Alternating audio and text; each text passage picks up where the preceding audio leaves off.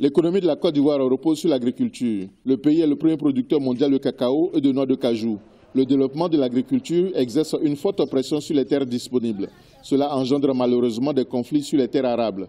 Ces conflits fonciers sont consécutifs à l'absence d'un cadastre rural permettant de délimiter avec précision les terres. Pour les chefs de village, il faut recourir aux mécanismes traditionnels de règlement des litiges avant d'impliquer les autorités administratives et la justice. Nous essayons de convoquer généralement les deux familles et puis nous essayons de discuter.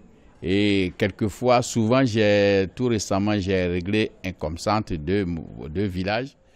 J'essaie de partager, faire le partage. Voilà ta limite, l'autre voilà votre limite, et puis bon, ils s'entendent. La loi sur le foncier rural de 1998 et la Constitution de 2016 stipulent que seuls les nationaux peuvent être propriétaires des terres rurales. La Côte d'Ivoire compte plus de 26% d'étrangers. Beaucoup d'entre eux travaillent dans l'agriculture. La pression sur les terres engendre parfois des conflits fonciers avec les populations autochtones.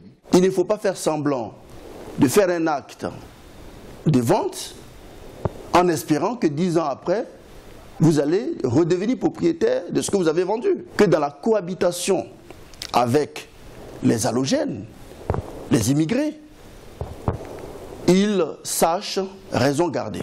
Le gouvernement a lancé des projets pilotes de délimitation des territoires villageois afin de pouvoir délivrer des certificats fonciers.